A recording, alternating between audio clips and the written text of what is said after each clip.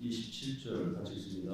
하나님 아버지 앞에서 정결하고 더러움이 없는 경건은 곧 고아와 과부를 또 환난 중에 돌아보고 또 자기를 지켜 세속에 물들지 아니하는 이것이니라. 율법의 요약과 관련해서 율법은 하나님을 사랑하고 이웃을 사랑하라고 하는 이 큰 두 개의 주제로 이렇게 요약이 된다라고 말씀드렸습니다. 특별히 구약에서는 아모스서, 미가서 이런 부분에서 공의와 정의가 하수같이 흐르게 하라. 하나님이 너에게 요구하시는 게 무엇이냐 이러면서 공의를 행하면서 사랑을 행하라 이런 표현들. 또 야고보서 1장 27절에도 참된 경건은 고아와 과부를 보호하는 것이다. 이제 이렇게 십계명의 윤리에 대한 부분들을 많이 강조하고 있는 그런 성경들이 있어요. 그랬을 때에 비록 그렇게 강조되어 표현되일지라도 항상 십계명은 하나님 사랑과 이웃 사랑이 이렇게 균형을 맞춰야 된다라는 겁니다. 야고보서 1장 27절을 읽고 나서 그 유명한 바퍼라고 하는 그 목사님 있죠? 이렇게 행여자들에게 나눠주는, 제가 신학교 때 한번 저희 학교에 오셔가지고 이 구절을 가지고 설교를 하시더라고요. 자기가 이 사역을 하게 된 계기가 바로 이 구절 때문이었다 그러면서 진짜 제대로 된 신앙, 경건은 과부와 고아를, 가난한 사람들을 돕는 데서 나타난다. 이 틀린 말은 아닌데 잘못하면 기독교를 윤리 종교로 만들 위험이 있다라는 거예요. 분명히 참된 경건의 그 열매로서 가난한 어려운 사람들을 돌봐주는 것은 열매로서 당연히 나타나야 됩니다. 신앙이 있는 사람들은 그런 좋은 열매들이, 착한 행위의 열매들이 나타나야 됩니다. 그러나 그렇다고 해서 기독교의 참된 경건의 본질이 구제하는 일에 있는 건 아니에요. 그러면 기독교는, 교회는 복지센터가 되는 것이죠. 교회는 하나님을 섬기고 예배하고 성경을 가르치고 또 배워가는 이 신앙의 이 본질을 놓쳐서는 안 된다는 것이죠. 그래서 하나님 사랑과 이웃 사랑은 분명히 동전의 양면처럼 조화와 균형을 이루어야 된다는 것. 그래서 때로는 성경에서 이렇게 기독교 윤리를 훨씬 더 많이 강조하는 그러한 본문들이 있다 할지라도 그것은 항상 하나님 사랑이라고 하는 이 또 중심에서 균형을 이루면서 읽어야지, 본문이 그렇게 정의, 사랑, 이러한 또 구제 이런 부분들을 강조한다고 해서 마치 그게 기독교의 모든 것인 것처럼, 본질인 것처럼 이렇게 또 주장을 하게 되면 기독교는 사회복지센터가 되어버립니다. 기독교의 본질은 하나님을 사랑하는 데 있는 것이고 이웃사랑은 거기로부터 나오는 열매의 성격을 갖고 있는 거예요. 둘이 균형을 이루면서도 둘이 50대 50이 아니라 또 하나님 사랑이라고 하는 1계명부터 4계명이 훨씬 더 본질에 해당이 되는 거고 거기로부터 나머지 6계명이 열매로서 나오는 그러한 구조를 가지고 있는 것이다라는 거예요. 그래서 기독교는 이 10계명으로 다 설명이 됩니다. 그럴 때 기독교는 이신칭의의 이러한 구원의 이러한 복과 또 성도들의 삶을 통해서 이웃을 사랑하는 그러한 열매를 나타내는 그것이 기독교라는 거예요. 그랬을 때에 그것이 십계명이라고 하는 율법으로 또 가장 잘 이렇게 표현이 되기도 하고 조화를 이루되 반드시 하나님 사랑이 본질이요 토대가 되고 이웃사랑은 거기로부터 나오는 열매라고 하는 것을 항상 균형 있게 생각하셔야 됩니다. 역사 속에서는 항상 이 율법주의와 무율법주의가 교회사 속에 끊임없이 율법을 잘못 이해해서 엄청난 혼동을 주고 있습니다. 종교개혁 시대 때는 로마 카톨릭이 지나치게 공로주의를 부르짖으면서 율법주의 성향을 보였기 때문에 오직 믿음으로 구원받는다가 중요한 종교개혁의 토대였다라면 지금은 신비주의, 은사체험 이런 것 때문에 십계명을 안 가르치는 무율법주의, 십계명 폐기주의 시대에 우리가 살아가고 있습니다. 그래서 성도들은 다시 한번 이 십계명은, 율법은 비록 우리가 구원의 조건은 아니라 할지라도 신자들에게는 생활의 성화의 규범이 된다라는 것. 그래서 예수님 믿기 전에는 십계명이, 율법이 우리를 정죄하는, 그래서 예수님께로 나아가도록 돕는 그러한 죄를 지적하는 기능이 있지만, 예수님을 믿고 난 이후에는 십계명을 지킨다고 해서 우리가 구원받는 건 아니에요. 그러나 예수님을 믿는 사람들은 반드시 십계명이라고 하는 열매를 맺어야 되는 것입니다. 이렇게 율법의 3용도, 1용도, 2용도, 3용도. 그래서 1용도는 정죄의 기능, 2용도는 불신자들에게도 있는 양심의 죄를 억제하는 그런 양심적 기능, 3용도는 우리 크리스찬들에게 성화의 규범으로 그렇게 율법 십계명은 또 사용되어진다라는 것입니다. 그래서 이렇게 율법의 올바른 용도, 율법과 복음의 또 조화, 균형 관계, 또 그다음에 십계명에서 앞부분과 뒷부분의 조화 관계, 이런 부분들을 십계명을 율법으로서 잘 이해하고 또 정리해 두셔야 됩니다. 최근에 서철원 박사님을 중심으로 해서, 서철원 박사님은 총신대 조직신학 원로 교수님에 해당이 됩니다. 그런데 그 제자들을 중심으로 해서 서 박사님도 그렇고 2000년 동안에 내가 율법의 복음의 이 관계를 내가 제일 처음으로 발견했다, 이런 표현을 하셔요. 굉장히 위험한 표현이거든요. 그럼 앞선 선조들은 다 까막눈인가요? 율법과 복음은 성경에서 가장 중요한 그 주제인데, 결국 앞서 선조들이 얘기했던 율법에 대한 개념은 잘못됐다라는 거예요. 이제 내가 성경적 율법 개념을 처음 발견했다 이러시면서 율법을 아주 공격적으로 비난하고 복음만 강조하는, 이 결국 무율법주의인 겁니다. 이게 십계명을 적절하게 강조하지 못하면, 적절한 위치에 놓지 못하면 무율법주의가 되는 거예요. 십계명을 지나치게 강조하면서 또 거기에 종교적인 어떤 규범을 세워놓고 이거 지켜야 구원받는다 이러면 율법주의가 되는 겁니다.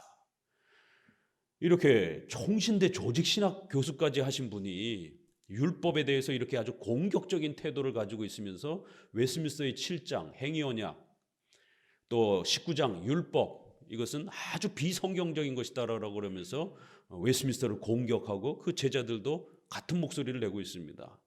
그러면 장로교 목사를 떠나야죠. 웨스민스터가 그렇게 심각하고 웨스민스터를 서약한 대로 못 받아들이겠으면 장로교 목사를 그만둬야 되는 겁니다. 그런데 버젓이 합동 측 교단에 속해 있으면서 웨스민스터를 공격해요.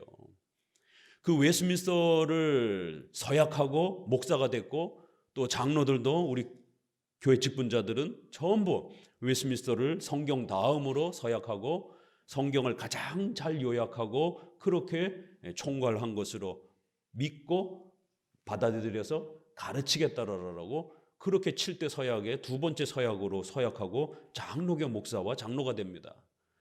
그래 놓고는 웨스민스터의 율법관이 비성경적이다 그러면서 그걸 못 받아들이겠다라고 그러면 목사가 되기 전에 자기 양심껏 고백하고 장로교 목사가 되지 말았어야죠. 장로교 목사가 되고 나서 웨스민스터를 공격하게 되면 어쩌자라는 것이에요. 그러면 그분의 주장이 맞냔 말이에요. 그걸 무엇으로 검증할 거냐는. 웨스민스터 신앙 고백은 400년 동안 수많은 서양과 역사 속에서 검증하고 그래서 지금까지 내려온 겁니다. 근데 그거 다 틀렸다 그러고 결국 자기 주장이 맞다 그러면 그걸 뭘로 증명을 할 거냔 말이에요.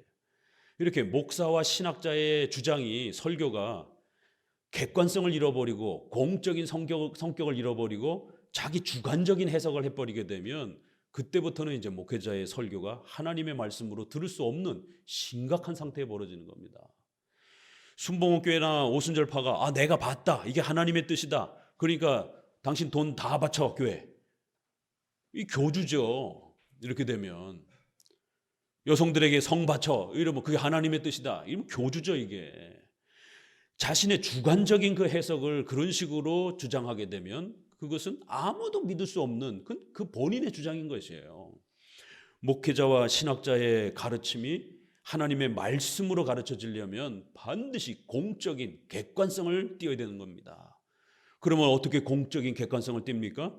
적어도 우리 장로교에서는 웨스민스터 신앙고백 또 사도신경에 기초해서 거기에서 벗어나지 않아야 된다라는 거예요. 최근에 이렇게 보수권 내의 원로 조직 신학자조차도 율법을 비판하고 칼빈의 이런 율법관을 율법주의라고 공격하면서 칼빈을 비판합니다. 그러면서 본인은 칼빈주의요 개혁주의라고 말하는 것이 어쩌자라는 거예요. 그러면 이게 참 오늘 우리 시대는 춘추전국 시대처럼 정말 이 성경 해석의 그 혼동 속에 살아가고 있습니다. 저마다 다 자기 주장이 옳다라고 주장하고 있는 그런 시대에 살아가고 있습니다. 그렇기 때문에 성도들이 한평생을 또 자손들에게 물려줄 이 신앙을 잘 세워가기 위해서는 역사성과 객관성을 확보한 그러한 목회자의 가르침인지 그러한 교회인지를 늘 잘 찾아야 되는 것이에요. 왜냐하면 이게 무슨 냉장고 사는 문제도 아니잖아요. 냉장고를 샀다가 마음에 안 들면 바꿔버린 그만인데 교회가 마음에 안 들면 또 다른 교회를 또 찾아가는 것도 너무 힘든 것이고 거기에 엄청난 많은 상처와 또 아픔들이 있는 것이고 그러다가 계속 떠돌아다니면 평생 떠돌아다닐 수도 없는 것이고 그러는 과정 중에 자녀들이 신앙에 대해서 실망하게 되고 결국 부모가 선택한 그 교회에 대해서 신뢰하지 않는 조금 있으면 또 부모님 또 옮겨갈 텐데 뭐 신뢰하지 않는 것이. 그래서 한번 선택할 때 올바른 교회를 잘 선택해야 되는 거고 그렇게 해서 선택했다라면 죽을 때까지 자자손손 대대로 함께 할 수 있는 그러한 신앙의 뿌리를 형성해야 됩니다. 그러기 위해서는 500년 전에 기독교 강요를 우리가 읽으면서 칼빈이 해석한 율법관이 가장 훌륭한 그러한 종교개혁자들 중에서도 더더욱 특별히 뛰어난 그런 해석으로 우리가 존중하는 것이고 그래서 기독교 강요를 500년 전의 거지만 우리가 다시 또 읽는 거예요. 웨스민스터가 400년 전 거지만 그보다 더 훌륭한 교회의 신조가 나오지 않고 있기 때문에 400년이 흐르고 있는 지금도 여전히 장로교 목사들은 거기에 선서하고 목사가 되는 겁니다. 그게 마음에 안 들면 장로교 목사가 될 수 없는 것이. 내 양심적으로 못 받아들이면서 어떻게 서약을 하겠습니까?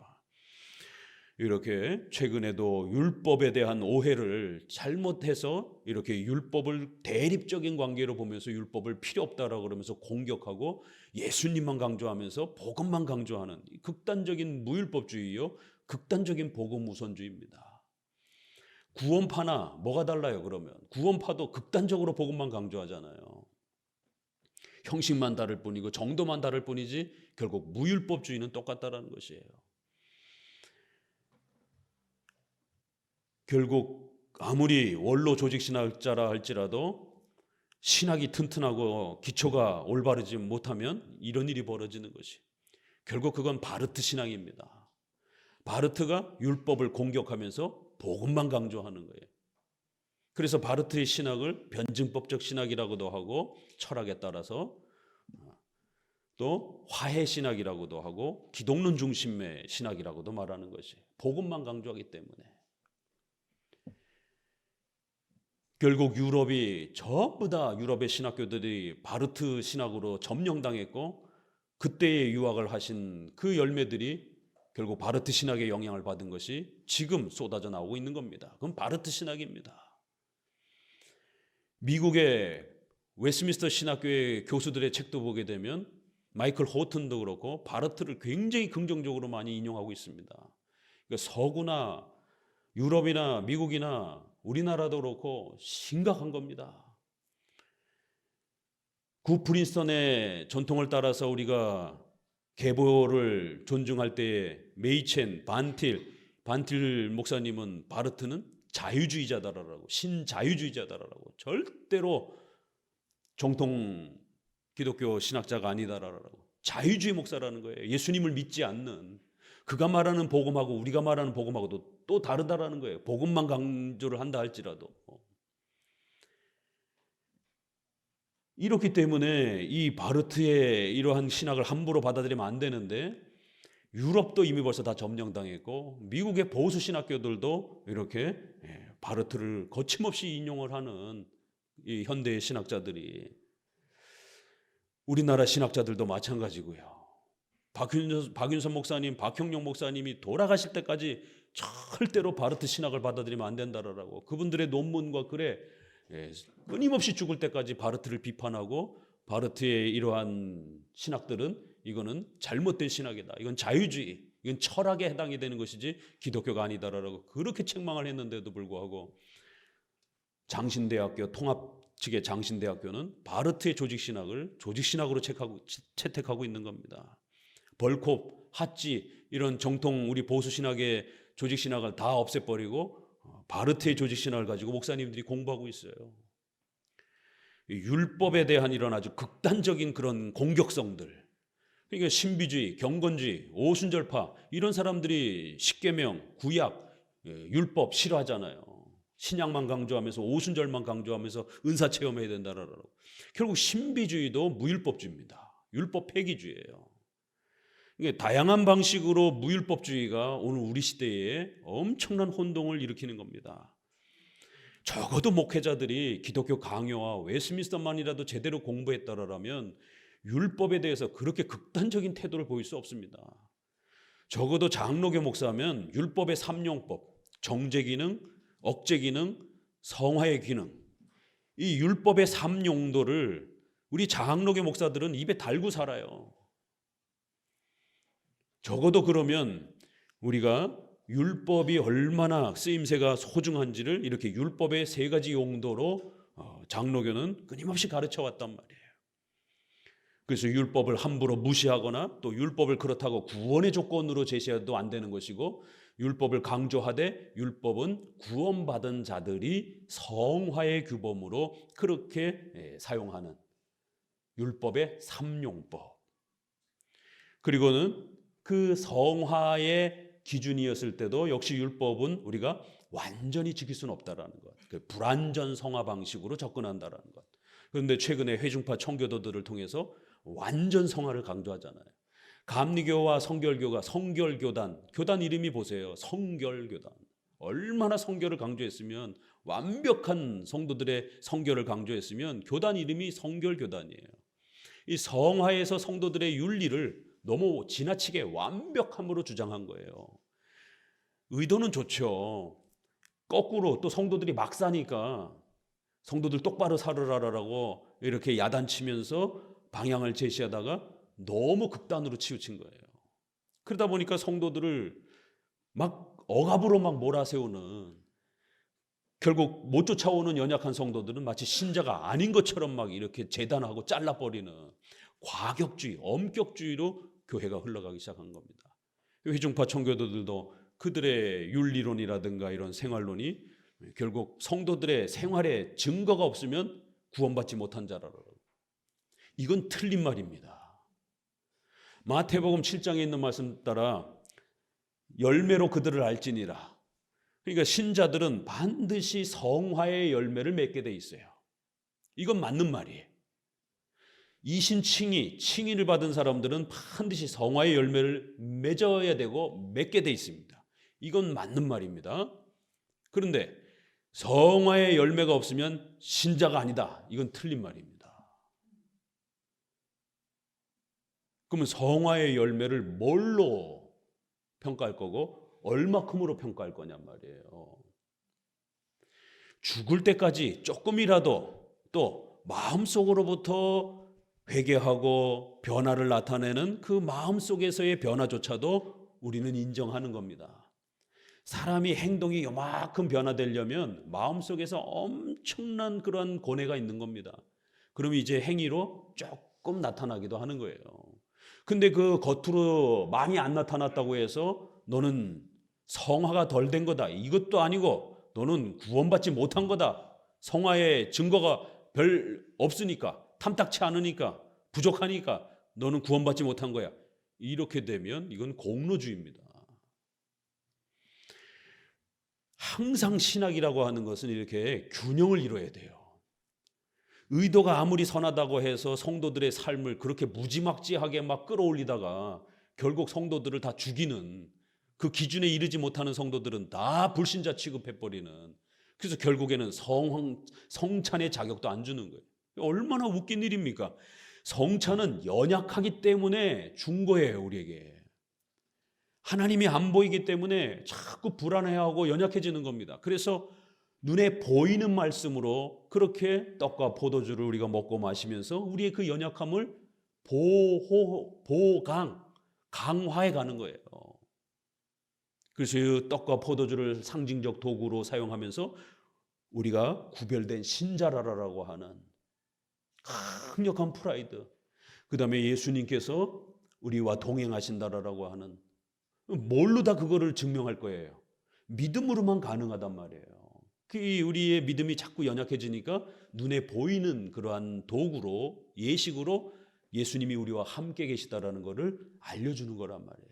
떡과 포도주를 우리가 먹고 마실 때마다 내가 혼자가 아니라 예수님이 나와 함께 계시다라고 하는 것을 강력하게 도와주는 보조수단이란 말이에요. 연약하기 때문에 이러한 보조수단을 통해서 믿음을 더욱 도와주는 거예요. 그런데 이 성화 문제를 가지고 자격이 없다 그러면서 연약하니까 성찬에 못 참석한다. 이게 얼마나 아이러니한 일입니까? 성찬은 연약해서 준 건데, 오늘날 회중파와 이러한 과격주의와 엄격주의는 성도의 성화가 별 볼 일 없고 수준에 못 이른다고 해서 자격이 없다 그러면서 성도들에게 웬만해서는 성찬에 참여를 안 시켜요. 못 지켜요. 이게 균형을 잃어서 그런 겁니다. 그래서 율법이 이제 끝나면서 뒤에 복음이 이제 또 연속 따라 붙습니다. 이제 8장, 9장 율법론이 소개가 되고 그리스도가 이제 소개가 됩니다. 율법과 복음은 절대로 대립 관계가 아니라 조화 관계라는 것이에요. 그래서 둘 하나를 떼도 안 되는 겁니다. 율법만 강조해도 안 되고 복음만 강조해도 안 되고 각각의 쓰임새가 있는 것이에요. 각각의 역할이 있는 것입니다. 그래서 율법을 다 끝내고 난 다음에 이렇게 다시 한번 율법의 이 목적과 의미, 율법의 핵심 구조를 다시 한번 정리해 주는 겁니다.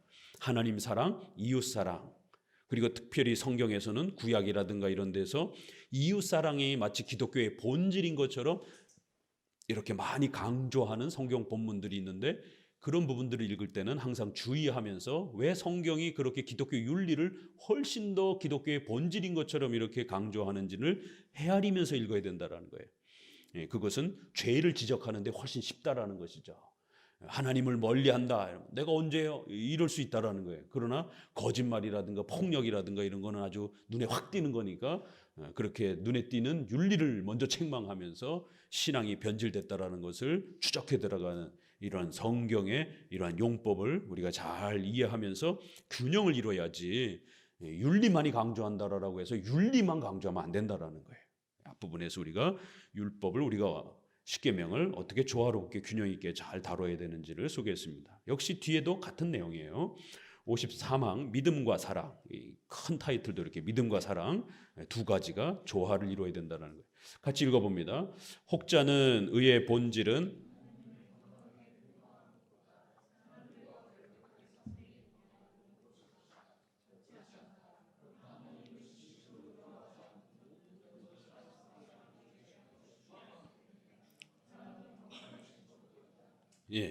이렇게 윤리를 너무 지나치게 많이 강조하게 되면 그러면 이제 마치 하나님 사랑이 뒤처지는 것처럼 이렇게 오해할 수 있다라는 것이.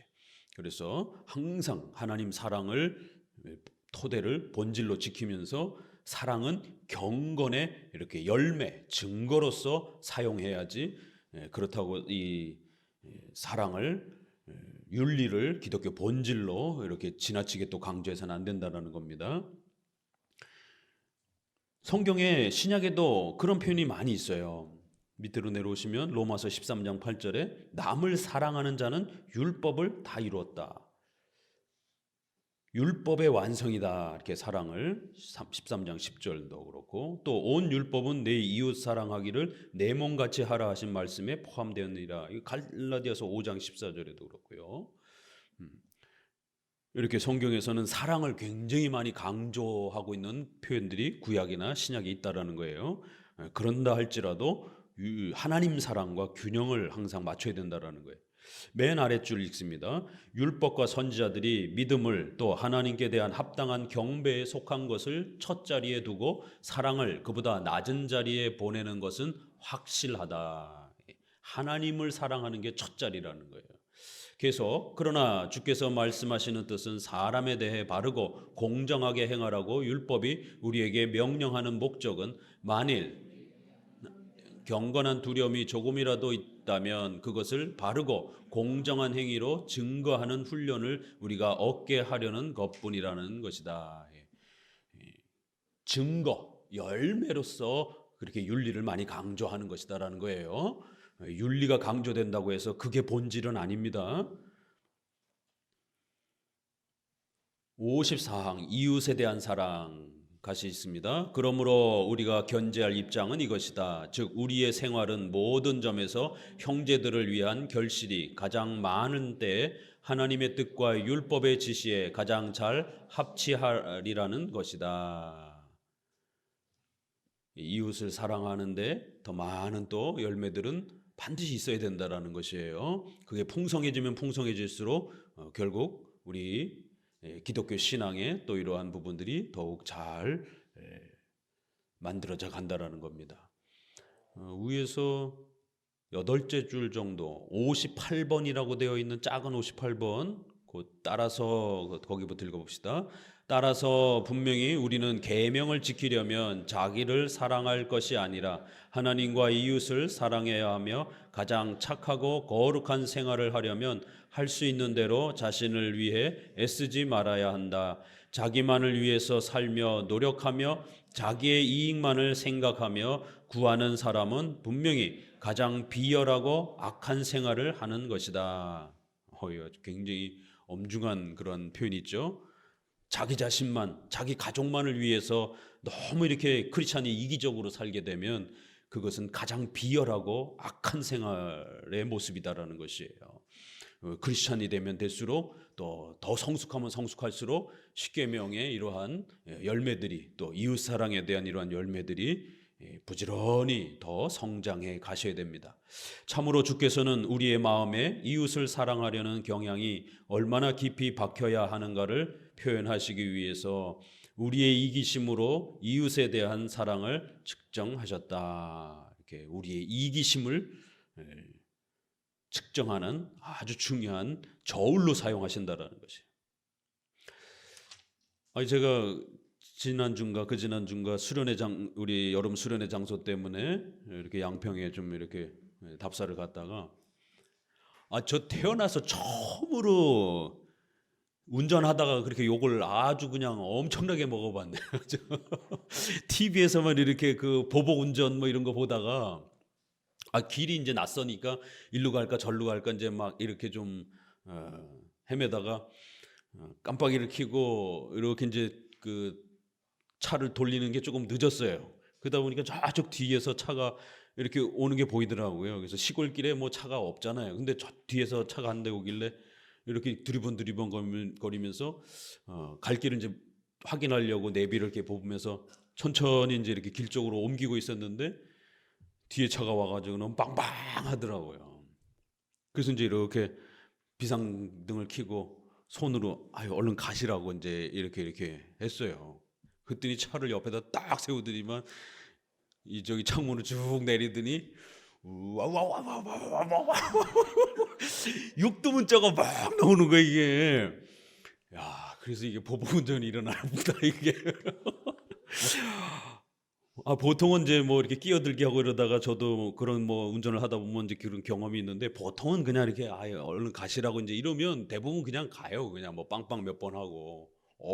근데 그냥 차를 딱 세우더니 창문 내리더니만 막 연세가 좀 있으신 분인데 그러니 거기 삿대질하고 싸우고 욕 나오고 그러다가 서로 막 차로 들이받고 진짜 막 화가 나니까 욱하면서 이게. 이 십계명은 우리의 이 욱하는 성질을 누르는 겁니다. 십계명은 죄를 억제하는 기능이 있기 때문에. 십계명 때문에 살았어요. 같이 막 삿대질하고 싶은데 그래도 목사 아니 계세요. 가시라고 했더니 안 가시는 거예요. 막 소리를 계속 욕을 하면서 막 어디다 대고 차를 이따구로 대느냐고 막 이러면서 막. 그래서 이제 이렇게 가시라 그랬다가 조금 더 수위를 높여서 가시라고 죄송하다고 죄송하다고 가시라고 인사를 이렇게 하면서 가시라고 그러니까 가면서도 욕을 하는 거예요. 그냥 계속 차를 천천히 가면서도 막 이게 그러니 쫓아가서 보복 운전하겠더라고요. 막 일반 사람들은 그렇겠구나 이게. 이 십계명을 우리가 붙잡고 살아야 같이 욕하면 육계명 살기를 느끼는 거예요. 살인내 이 살기를 느끼는 겁니다. 우리 이기심을 측정하는 저울이 된다라는 것이에요. 그래서 항상 조심해야 된다라는 겁니다. 그 한 번의 욱함 때문에 요즘엔 보복 운전 굉장히 무섭게 처벌하잖아요. 처벌은 둘째치고 사고가 나잖아요. 막 서로 싸우고 또 가서 확 세우고 막 이러다 보면 나중에 결국 차 사고 나서 생명이 위태로울 수도 있고, 결국 그 한 번을 참아야 되는데 참지를 못하는 것이. 그러니까 이제 우리 한국 남자들은 죄송하지만 굉장히 폭력적이에요.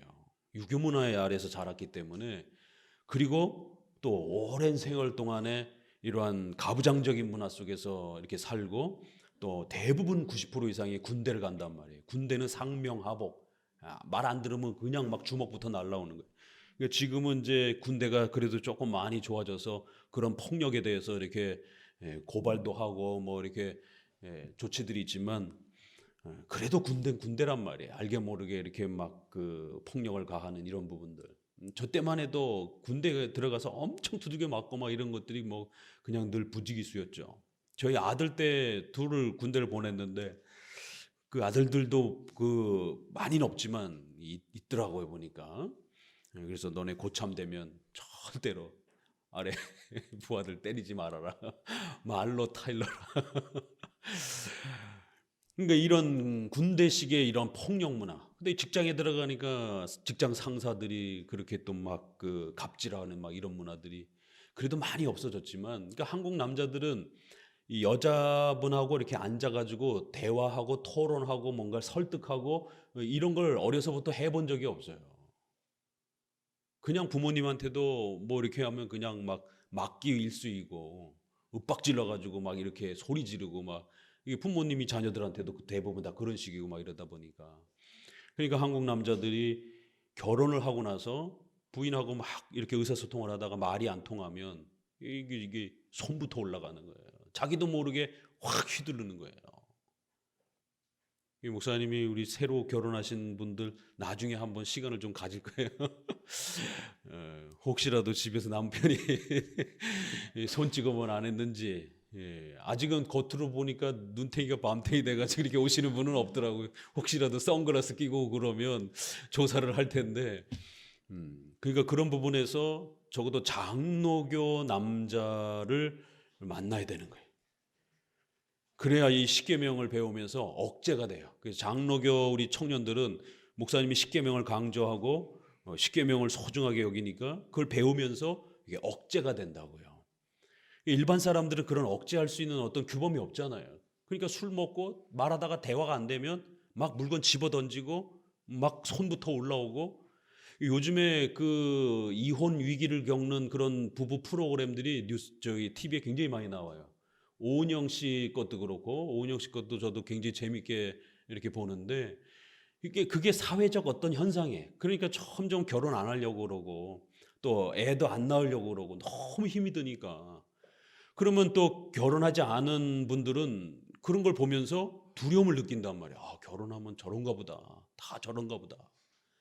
결혼에 대한 공포심이 자꾸 만들어지기도 하고. 근데 부부들을 보게 되면 사랑해서 만났는데 만난 지 결혼해서 10년 차 아내 부부들이 다 그런 고통을 겪고 있는. 그래서 언어적 폭력, 또 육체적 또 폭력이라든가, 남자들은 힘이 세다 보니까. 그러니까 이런 부분에서 많은 부부들이 드러나지 않아서 그렇지 굉장히 큰 어려움들을 한국 부부들이 그런 스트레스와 고통 속에서 살아가는. 가정이 지옥이다라고 말하는 이런 표현들이 그냥 막 나오는 거예요. 그러니까 장로교 십계명을 사랑하는 형제들은 십계명 앞에 늘 자기 자신을 되돌아보고 싸우고 그 십계명 앞에서 하나님 앞에 몸부림치기 때문에 억제가 됩니다. 그래서 이렇게 부드러워져요, 남자가. 장로교 남자들은. 그렇기 때문에 더더욱 우리 자매들은 복음주의권의 형제들이라 할지라도 굉장히 조심해야 된다는 거예요. 왜냐하면 겉으로 굉장히 착한데 술 한잔 들어가면 또 이렇게 욱하면 보복 운전 나오는 거예요. 이 순간 욱한단 말이에요, 이게. 그러니까 아내하고 대화하다가 보면 아내가 막 잔소리하고 막 같은 말로 계속해서 또 아내들은, 여자들은 언어의 능력이 있다 보니까 이 갈구는 이 남자들의 어떤 그 마음을 이렇게 막 그 폭발시키는 그 언어들을 아주 기가 막히게 사용한단 말이에요. 그럼 남자들은 그거를 언어로 대응을 못 하다 보니까 나중에는 그냥 욱하는 거예요, 이게. 그 순간 욱할 때 결국 폭력이 나옵니다. 그러니까 이런 부분에서 그런 한국 남자들의 어떤 특성을 가볍게 여겨서는 안 된다는 것이에요. 아주 착해 보여도 아내랑 대화가 안 되면 욱해진다는 거. 그럴 때 우리 장로교는 십계명을 통해서 매번 십계명 교육들을 통해서 남자들의 이런 거친 성품들을 계속 순화시키고 억제하고 누르는 겁니다. 그래야 남자들이 부드러워지고 이렇게 아내와 대화하는 부분들에 대해서 이렇게 인내하게 되고. 이 이웃 사랑이잖아요. 가장 가까운 이웃은 누구예요? 남편과 아내예요. 근데 가장 가까워서 자기들이 사랑해서 만나서 결혼했음에도 불구하고 그 가정이 지옥 같다라고 하는 이제 이런 경험들이 쏟아져 나오는 거예요. 어떻게 하면 가장 사랑해서 만나서 결혼한 그 가정이 지옥이 될 수 있을까? 너를 만난 건 인생에 있어서 가장 큰 잘못된 선택이고 매일매일이 지옥 같다라고 이렇게 상담하면서 그 TV에서 쏟아져 나오는, 그러면서 눈물 펑펑 흘리는. 그럼 또 남자대로 또 고통스러운 거죠. 결혼을 하는 게 중요한 게 아니라 결혼을 잘 유지하는 게 더 중요합니다. 벌써 우리나라도 이혼율이 50%를 치닫고 있어요. 둘 중에, 예전엔 3커플 중에 하나였는데 지금은 2커플 중에 하나가 이혼의 이러한 어려움을 겪는 걸로 나올 정도로. 이 55항이 우리의 이웃은 누구인가? 이웃 사랑에 대해서 계속 율법이 바로 그런 역할을 하는 건데, 그럼 우리의 이웃은 누구이냐? 제일 가까이는 부모와 아내와 남편이 돼야 되는 거예요. 거기서부터 점점 넓혀지는 거죠. 그런데 신자인데, 남편과 아내가 다 신자인데도 불구하고 아내의 잔소리를 너무너무 막 목에 가시처럼 여기는 거예요. 또 아내는 한국 남자들의 그런 무신경함, 또 이러한 그 벽처럼 느껴지는 대화가 안 되는 이러한 부분들, 결국에는 가장 가까워야 될 이웃이 가장 먼 이러한 적처럼 여겨지게 되는. 그렇기 때문에 우리가 십계명 아래에서 정말 가정에서 아내와 남편에서부터 출발을 해야 되는 겁니다. 그럼 그런 행동들이 부모와 자식지간에도 그대로 나타납니다. 자식들한테도 막 강압적으로 이렇게 언어적 폭력 형태로 애들을 이렇게 막 대하게 되고 윽박지르게 되고, 또 애들은 말 안 듣잖아요. 애들은 사고를 많이 쳐요. 애들이니까. 근데 이제 우리네 아버님들, 우리네 아버지들 예전 생각하면 돼요. 손부터 올라오잖아요, 그냥 막. 저도 맞은 기억이 있어요, 아버지한테. 정당하게 맞은 게 아니라 술 잡수고 오셔가지고 그냥 막 쥐어박고 막 언성 높이시고 막. 이런 어떤 부분들이 부모 자식지간 안에도 여전히 그렇게 또 배어 나오고, 더 나아가서 또 친척들하고, 일가 친척들하고도 또 그렇게 형성이 되고. 그러니까 크리스찬들이 이거 어떻게 해결해야 될지를 모르는 거예요. 그 기도해도 안 바꿔져요. 신비 체험한다고 해서 이게 바뀌어지는 것도 아니에요.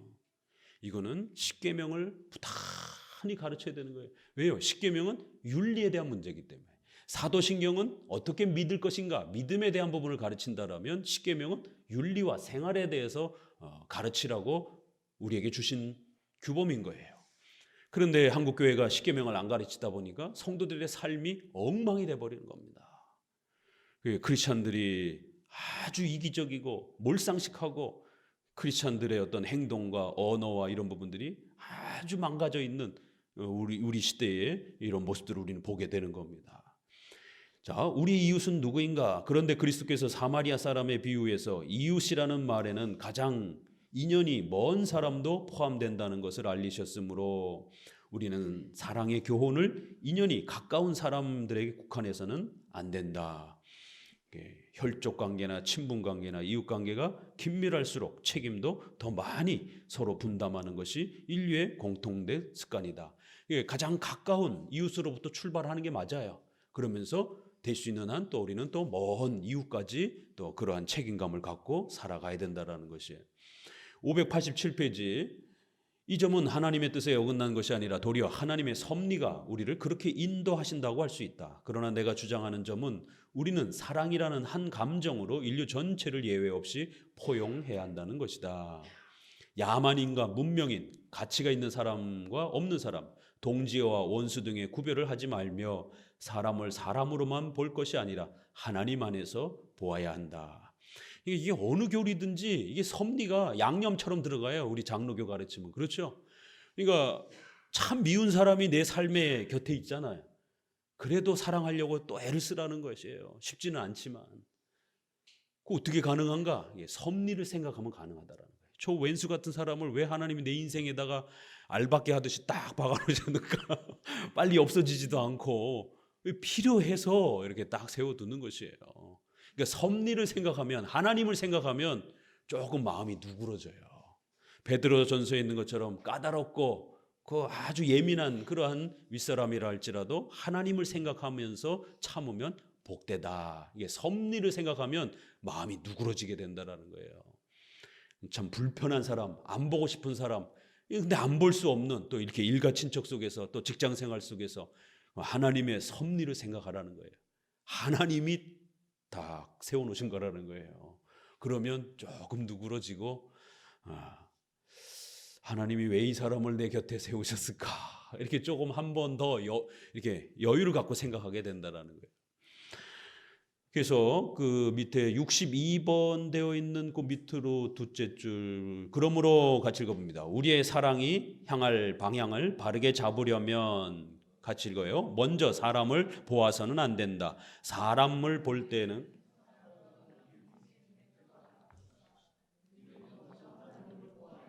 그리고 하나님께서는 자기에 대한 우리의 사랑을 모든 사람에게 확대하라고 명령하신다. 그래서 어떤 사람의 성격이 어떻든 간에 우리는 하나님을 사랑함으로 그 사람도 사랑해야 한다는 것이 부동의 원칙이 되어야 한다. 결혼 관계에서 이게 가장 먼저 드러나고 많이 드러납니다. 특별히 우리 교회 안에서 특별히 이렇게 부부로 있는 분들은 자신의 시부모 또 처가의 이러한 또 부모님들 또 거기에 가족 딸린 가족들 참 성격이 그래요. 그럴지라도 그들의 성격, 어떤 사람들의 성격이 어떻든 간에 그들의 성격이 좀 까탈스럽고 좀 예민한다 할지라도 섭리를 생각하셔야 되는 거예요. 내가 사랑하고 선택한 사람의 또 그렇게 일가친척으로 그렇게 까다로운 사람이 또 내가 섬겨야 되는 또 윗사람으로서 또 시댁의 어른으로서 계시다라면 어떡할 거예요? 그러면 며느리 입장에서 다 끊고 자기 둘만 살 겁니까? 그럴 수는 없잖아요. 이게 섭리를 생각하면 시부모님도 그렇고 고부간의 갈등 이거 해결할 수가 없어요. 한국 문화의 이 고부간의 갈등을. 그러다 보니까 가정이 그 어려움을 겪는 아주 위험한 시한폭탄처럼 이렇게 요즘엔 장서 갈등이 또 더 심하잖아요. 육아에 대한 문제 때문에 처가 근처에 가서 사는 게 굉장히 많습니다. 프로테이지가 옛날엔 시댁에 가서 이렇게 살았는데 최근에는 처가댁에 가서 이렇게 주로 아이들 맡기고 이러면서 처가의 장모님이 애들을 키워주고 이런 부분들이 훨씬 많아요. 그러다 보니까 사위하고 장모하고 이제 이 갈등이 보이지 않게 가까운 사람이 또 이렇게 같은 공간에 있게 되면 안 보이던 게 보인단 말이에요. 한두 번 잔소리하고 그러다 보면 이제 잔소리처럼 여겨지게 되고. 그거 어떻게 해결합니까? 그거? 일반 사람들은 그거 해결할 수가 없어요.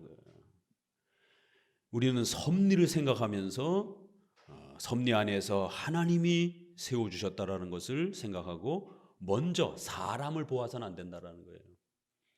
까다로운 시어머니 또 장모님을 보아서는 안 된다라는 거예요.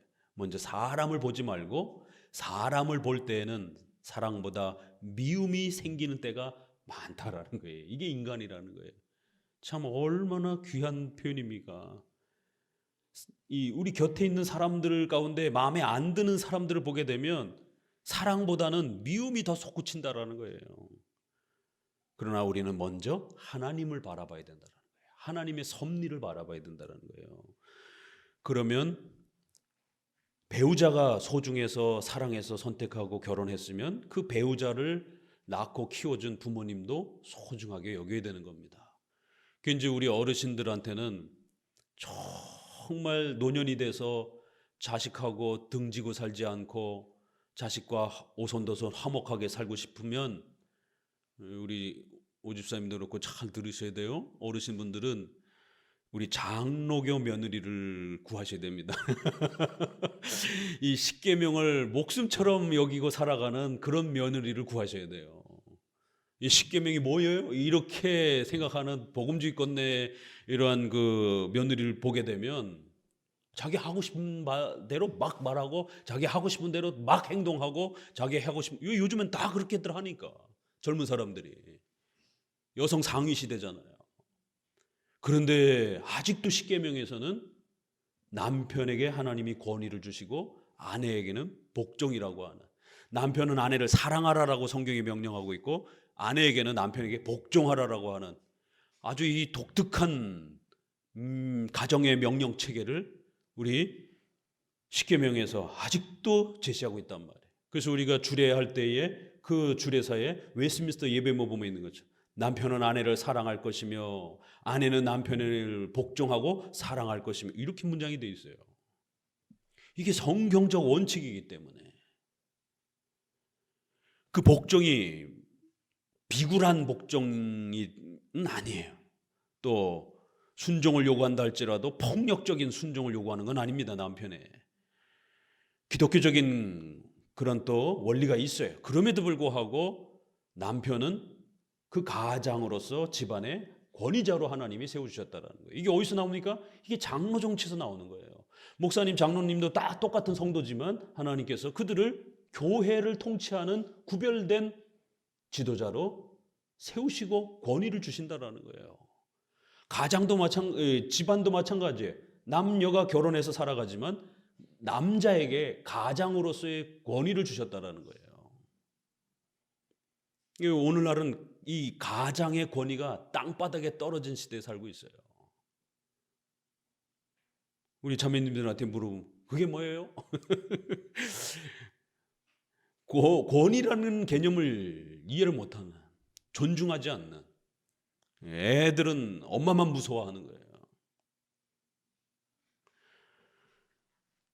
아버지를 존경하고 아버지에 대한 이러한 높임과 권위에 대한 이런 부분들이 형성되지 않는 이 성경적 원칙과 질서들이 파괴가 되기 때문에 그런 것입니다. 그래서 다시 한번 성경의 원리를 우리가 회복해야 되고 또 섭리의 이런 하나님의 섭리 통치를 이해하게 되면 우리 마음이 누그러집니다. 자, 56항 복음적 권고인가. 원수를 갚지 말라, 원수를 사랑하라는 계명들은 옛날에 모든 유대인에게 주셨고 후에는 모든 그리스도인에게 주신 것인데 스콜라 학파는 이것을 복종해도 자유, 복종하지 않아도 자유인 그런 권고로 바꿔버렸다. 이것이 얼마나 흉악한 무지 또는 악의인가. 그러니까 옛날이나 십계명 준 거지 이 신약 이후에 오늘날에는 십계명 필요 없다라는 주장을 하는 자들이 있다라는 거예요. 이거 무율법주의자잖아요. 먼저 말씀드린 것처럼 신약만 강조하고 복음만 강조하고 그러다 보니까 자연적으로 십계명이 등한시되어지고 구약이 등한시되어지고 특별히 구약은 율법의 체계와 구조로 많이 되어 있기 때문에 율법 폐기주의가 되는 권고로 바꿔버렸다는 거예요. 명령인데 십계명은 명령인데 해도 되고 안 해도 돼 이런 식으로 예수 그리스도를 믿고 뜨겁게 성령의 인도하심으로 사는 게 더 중요하지 이런 식으로 십계명을 무시하는 자들 무율법주의자들 얼마나 흉악 무지한 악의인가. 63번 그 63번 뒤에 보면요. 그들은 이와 같이 이웃을 사랑하라는 하나님의 영원한 율법을 감히 폐지하려는 것인가? 율법책에 이런 구별을 한 곳이 있는가? 오히려 도리어 원수를 사랑하라는 심히 엄격한 계명이 성경은 계속해서 나타난다는 거예요. 그런데 어떻게 이렇게 십계명을 무시하고 크리스찬들이 살 수 있냔 말이에요. 그럼 안 된다는 겁니다.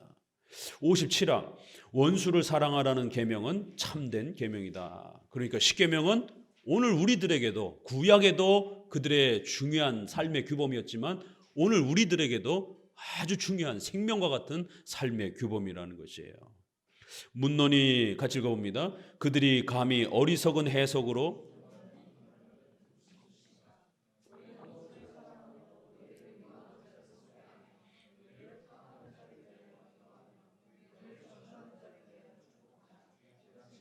하늘에 계신 너희 아버지의 아들이 되리라.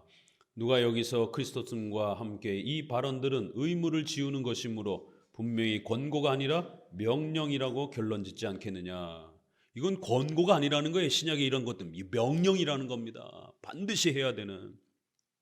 쭉 내려오셔서 어거스틴의 이런 부분들도 또 마태복음 5장 46절에 유명한 말씀이죠. 내가 율법의 그러한 내용들을 1.1핵이라고도 폐하려고 온 게 아니라 완성하러 오셨다라고 하는 것. 어거스틴의 논법도 이제 이렇게 표현한다. 주께서 우리에게 간음하지 말라고 명령하실 때는 친구의 처와 마찬가지로 원수의 처도 건드리지 말라고 금하시는 것이다. 도둑질하지 말라는 주의 명령은 친구의 것이든 원수의 것이든 일체의 도둑질을 허락하지 않는다. 자, 그러니까 이제 우리 자매님들 장로교 형제를 남편으로 두셔야 됩니다. 그래야 이 한국 남자들처럼 바람길을 이 성폭행과 성적인 이 경험을 유교 문화에서 아무렇지 않게 생각하는 이게 유교 문화예요. 첩의 문화가 있잖아요. 남자가 여자를 건드리는 건 아무렇지도 않고 그건 경험이라고 그러고 여자가 성폭행을 당한 건 이 유교 문화의 열려문 순결에 대한 이런 부분들 여자에게만 강조하는 그래서 여성이 한번 그러한 피해를 입게 되면 완전히 사회로부터 매도를 시켜버리는. 근데 남자들은 그런 성적인 경험들을 아주 자랑처럼 여기는. 우리 군대 문화가 군대 가기 전에 총각 딱지 떼고 가야 된다라고. 그래서 강제로 막 이런 술집에 끌고 가가지고 선배들이 술집 여자들하고 이렇게 성적 경험을 하게 하는 이런 문화들이 저희 때 80년대 90년대 대학 문화만 해도 그 총각 딱지 떼고 군대 가야 된다라는 게 아주 버젓이 한국의 대학생 문화처럼 그렇게 펼쳐지고 있었습니다. 그러니까 술 상무, 성접대 이게 우리 사회의 뉴스에 터져 나오는 것들이에요. 그러니까 한국 남자들은 이 성을 접할 수 있는 자기 부인 외에 성을 접할 수 있는 문화가 굉장히 자유롭습니다. 이 술집이라든가 뭐 노래방부터 시작해가지고 이런 많은 부분들에서 7계명 이야기할 때도 말씀드렸지만 우리 사회의 이런 성의 자유분방성 최근에는 성평등이라 해서 또 동성애까지 열어 제끼면서 성을 아무렇게나 마음대로 취해도 된다라고 하는 우리 여성들만 더 엄청난 피해를 당하게 생겼어요.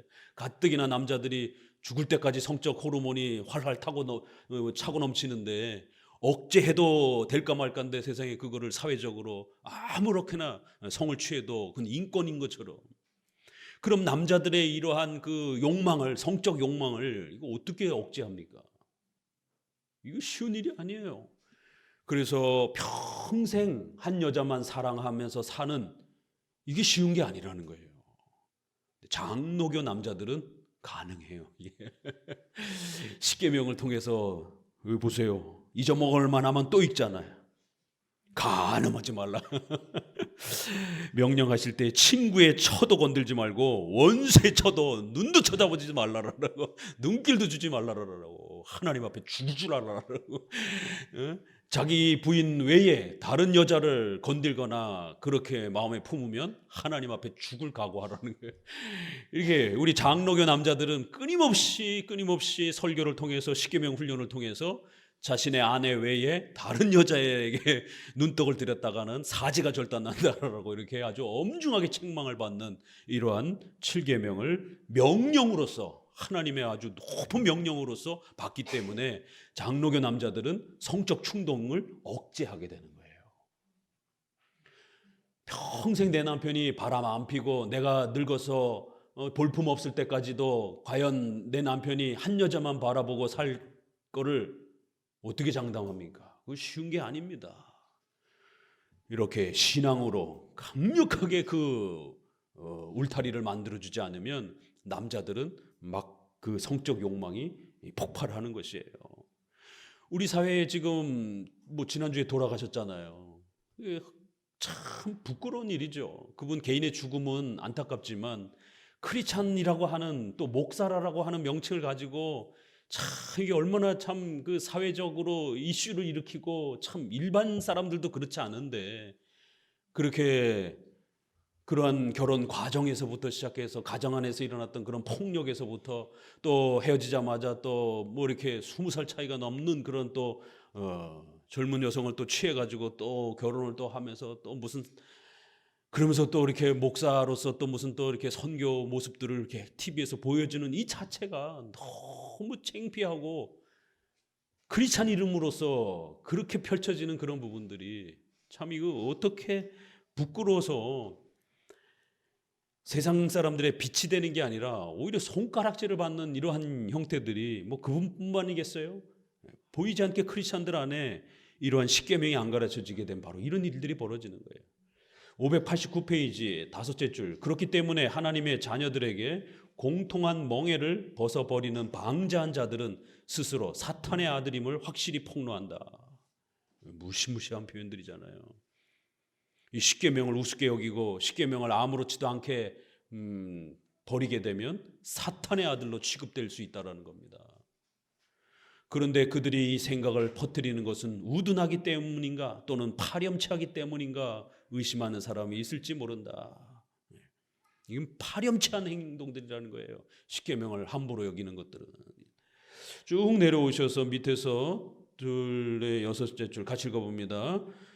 주께서는 명령하시는 것을 주시오며 뜻하시는 것을 명령하시옵소서. 이거 어거스틴의 유명한 말이죠. 계속 읽습니다. 은총의 율법하에서 그리스도인이 된다는 것은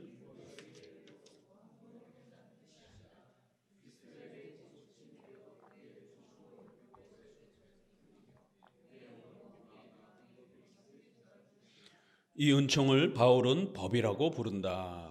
그래서 이신칭이라고 하는 이 엄청난 은혜를 주실 때, 복을 주실 때 하나님이 우리가 나태해지거나 게을러지지 않도록 명령의 방식으로 그렇게 주신다라는 거예요. 이신칭의 은혜도 회개와 믿음이라고 하는 조건으로 주시는 거예요. 우리의 책임이 따라가는 거예요. 여러분의 경제적인 복, 건강의 복, 가정의 복도 십계명이라고 하는 명령이라고 하는 그러한 책임 있는 행동들을 통해서 여러분들이 경제적인 복과 가정의 복을 받는 거예요. 그냥 부부가 됐는데 아무 노력도 서로 하지도 않고 그냥 내 아내는 신자니까 최고의 아내가 돼야 되고, 이런 거는 욕심이라는 거예요.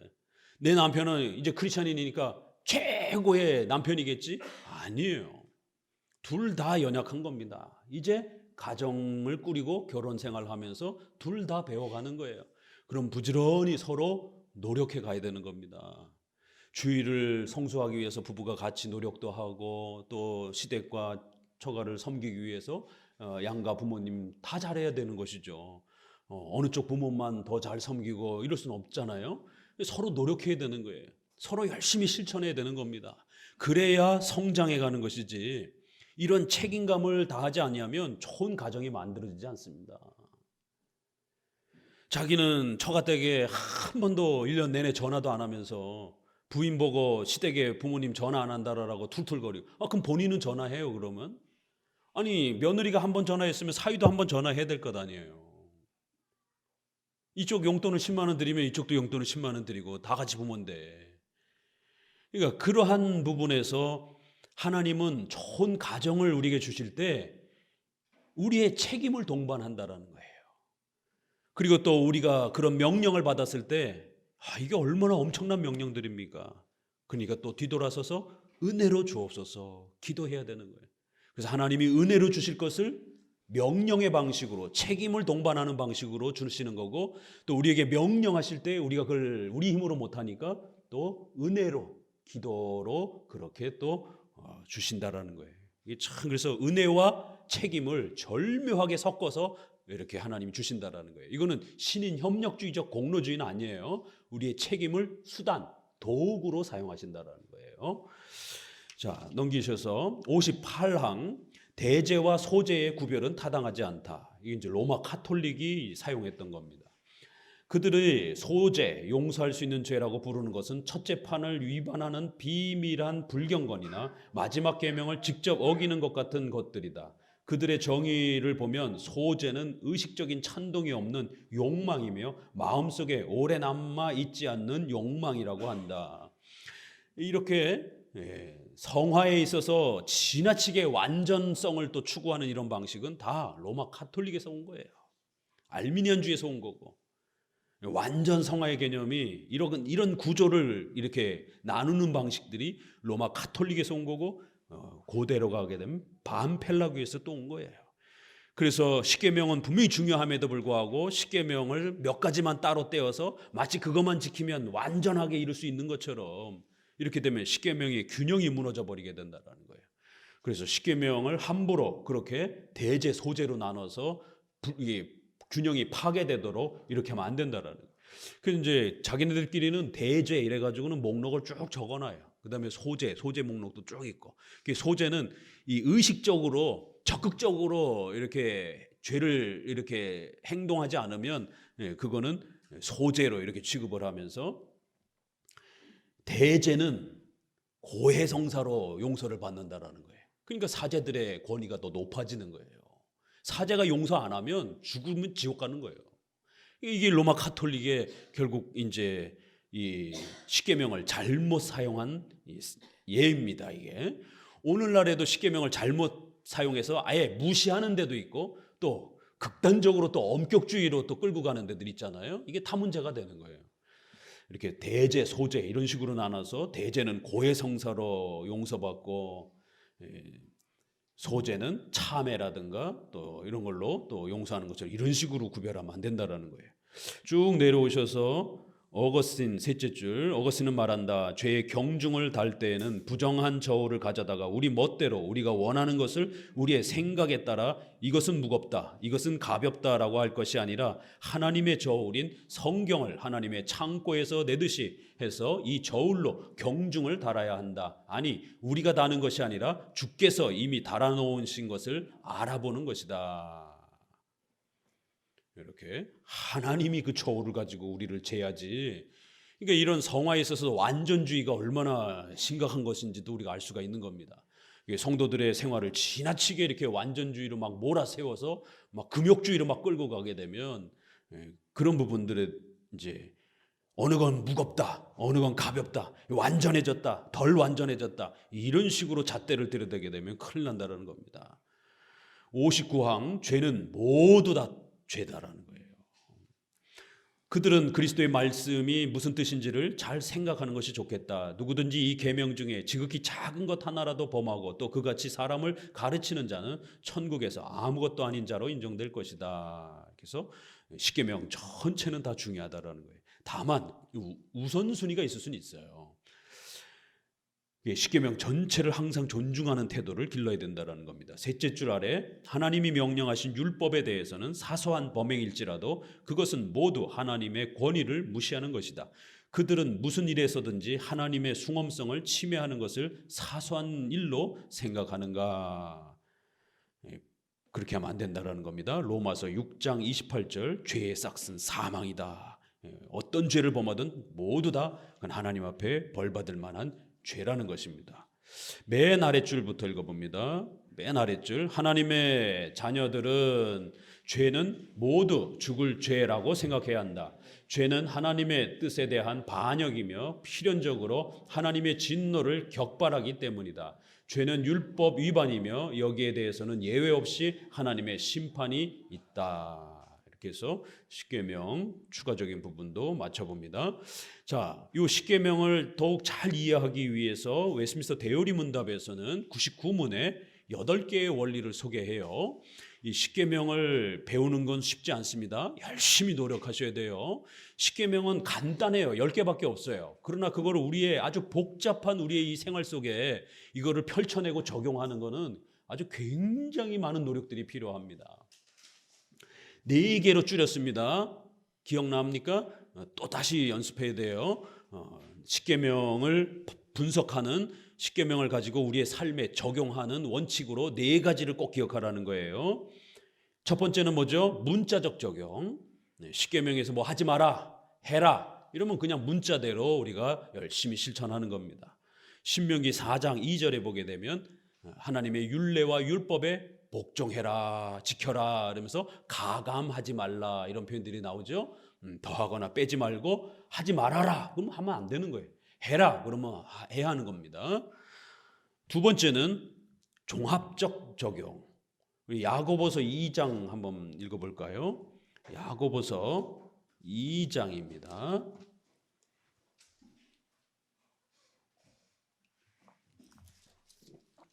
2장 10절. 야고보서 2장 10절입니다. 같이 읽습니다. 누구든지 온 율법을 지키다가 그 하나에 거치면 모두 범한 자가 되나니 간음하지 말라 하시니가 또한 살인하지 말라 하셨으니 비록 간음하지 아니하여도 살인하면 율법을 범한 자가 되느니라. 이렇게 십계명은 10개가 항상 조화를 이루어야 되는 거예요. 하나만 지켰다고 해서 다 될 문제가 아니라 10개를 항상 종합적으로 균형 있게 지켜야 되는 겁니다. 하나를 어기게 되면 9개도 다 무너질 수 있다는 것이죠. 그래서 십계명은 항상 10가지가 골고루 지켜질 수 있도록. 그래서 여러분들이 어떤 사업이라든가 어떤 중요한 계획을 하려고 할 때에 이 십계명을 가지고 특별 계신 이 십계명, 그 다음에 일반 계신 상식을 가지고 판단하고 살피는 거예요. 그럼 이게 내 욕심인가? 아니면 아직 준비가 덜 됐는가? 이런 거를 판단할 때 하나님의 뜻을 어떻게 분별하실 겁니까? 특별히 십계명에는 여러분이 하고자 하는 일들이 8개 계명에는 충족이 되는데 2개 계명이 겹쳐요. 거기에 충돌이 돼요. 이건 거짓말을 조금 해서 계약을 해야 돼요. 이러면 하면 안 됩니다. 십계명이 파괴되지 않도록 10가지 계명이 골고루 여러분이 하고자 하는 그 일에 이렇게 혹시라도 부딪히지 않는가를 늘 살펴보셔야 되는 것이에요. 그게 십계명이 어느 계명이 파괴가 되면서 여러분이 어떤 일을 했을 때 그게 성공하게 되면 그건 성공한 게 아니에요. 십계명이 깨지면서 성공을 한 거기 때문에. 그래서 십계명 10가지가 될 수 있으면 항상 이렇게 살펴보시라는 거예요. 그 10개를 우리가 다 완벽하게 이렇게 조사하고 여러분이 뭐 결혼, 직장, 투자 이걸 다 할 수는 없어요. 그래도 부지런히 그렇게 해보시도록 노력하셔야 된다는 거예요. 여러 계명들을 골고루 이렇게 살피는 훈련을 하셔야 됩니다. 세 번째는 우선적 선택인 거예요. 마태복음 12장 7절에 나는 자비를 원하고 제사를 원치 않는다. 이렇게 주일날에도 부득이함이 발생된다라는 거예요. 경찰이나 소방 공무원 같이 생명을 지키는 이런 사람들은 주일 성수를 빠지고 수요일이라든가 다른 걸로 대체를 하는 것이에요. 이렇게 우리 인생 속에 우리의 죄 때문에 또 우리 사회의 이러한 여러 가지 부족함 때문에 부득이함이 발생이 돼요. 그러면 우선적인 거를 선택하고 그 부득이함을 배려해 주는 것이 차선책의 원리, 우선적 원리라고도 합니다. 그래서 주일 성수와 거짓말을 해야 되는, 회사에서 거짓말을 해야 되는 상황이 부딪히게 되면 거짓말을 해서라도 주일 성수를 해야 되는 겁니다. 이게 항상 우선적 원리가 있어요. 앞부분이 더 우선이 돼야 되는 거예요. 그리고 혹시라도 5, 6, 7 군인이 포로로 잡혀서 또 경찰이 범인을 잡을 때 거짓말을 할 수밖에 없는 것이, 우리가 거짓말을 정당화하는 건 아니에요. 거짓말을 부득이함으로 열어놓고 인정하는 것뿐인 거예요. 더 큰 죄악이 발생하지 않도록 차선책으로 그렇게 하는 겁니다. 정치도 마찬가지예요. 보수와 진보가 있을 때 어느 쪽을 선택합니까? 그럴 때 차선책으로 더 악하지 않은, 덜 악한 사람을 뽑는다. 정치도 그렇잖아요. 국회의원 선거할 때. 그런 것처럼 누가 더 기독교에 대해서 덜 반감을 갖고 있는가, 그런 차선책에서 선택을 하는 거예요. 마태복음 19장에도 이혼 증서를 써주라고 하는 것에서 하나님의 뜻은 이혼하는 게 아니에요. 그럼에도 불구하고 이혼 증서를 써주라고 하는 겁니다. 왜요? 더 큰 악이 벌어지기 위해서, 그걸 막기 위해서 그런 겁니다. 부득이함, 우선적 원리가 있다라는 것. 그래서 여러분들이 무대뽀로 막 십계명을 몰아붙이게 되면 억압주의가 되고 강압주의가 되어버립니다. 그래서 아이들에게는 아이들이기 때문에 연약함을 배려해 주는 것이. 그래서 오후에는 이렇게 아이들이 좀 바깥에서 놀도록 쉬도록 우리 장로교회는 좀 배려가 있는 거예요. 부득이함이 있는 거예요. 아이들은 아이들이기 때문에 어른처럼 오래도록 집중을 못한단 말이에요. 그러니까 이제 이런 거를 무시하면, 이게 회중파 청교도 하는 그런 교회들은 애들을 형벌방이라든가 이런 데다가 가둬놓고 1시간 내내 가둬놓고 그 반성하도록, 이거 오늘 우리 시대의 관점으로 보게 되면 이거 아동폭력에 해당이 됩니다. 그럼 아이들이 그 1시간 동안 그 고립된 공간에서 엄청난 스트레스 받게 되면 이 공황장애라든가 애들이 그런 우울증이 생긴다든가 트라우마가 생깁니다. 이거 잘못하면. 그러니까 어떻게 애들을 징계하는데 어른처럼 징계하느냐 말이에요. 애들이 고립된 그 공간에 1시간씩 30분씩 있는 게 애들에게 얼마나 심각한 그 폭력이 될 수 있는 것인지에 대해서 고려를 못하는 거예요. 이 신앙이라는 이름으로 이렇게 폭력을 행사를 하는 겁니다. 아이들은 아이들이기 때문에 조금 더 시간적 배려를 주고, 오전에만 이렇게 예배 드리는 것도 참 귀하잖아요. 그럼 오후엔 조금 쉬었다가 또 집에 돌아가서 부모님하고 또 이렇게 뭐 교리 공부를 하든지, 이런 우선적 원리, 배려적 원리, 부득이함의 원리. 네 번째는 양심적 원리. 로마서 15장 1, 2절에 덕스럽게 하라. 음식을 먹어야 되냐 말아야 되냐 이런 여러 가지 이 갈등이 있을 때 너무 그렇게 첨예하게 싸우지 말고, 아주 신앙의 본질적인 것이 아닌 거에는 좀 더 양보하면서 덕스럽게 하라는 것이에요. 중간 정도로 이렇게 결정하면 된다라는 겁니다. 그렇기 때문에 이렇게 양심적으로 선택하라는 거예요. 덕스럽게 선택하라는 거예요. 십계명에 명백하게 위배가 되지 않으면 그냥 하게 허락해 주세요. 그냥 너무 잣대를 가지고 막 쳐내기 시작하게 되면 무서운 율법주의가 돼버립니다. 우리가 십계명을 적용한다라고 하는 것은 이렇게 과격한 그러한 그 고행주의, 로마 가톨릭의 이러한 고행주의가 아니에요. 이거를 오늘날도 그렇게 따라하려고 하는, 십계명을 너무 과도하게 몰아붙이는 율법주의도 문제고, 십계명을 아예 없애버리는 무율법주의도 그래서 문제라는 겁니다. 십계명을 다루는 데 있어서는 이렇게 지혜가 필요하다라는 것이에요. 그래서 오늘 우리가 8장을 그동안 십계명 다룬 것을 최종적으로 마치도록 합니다.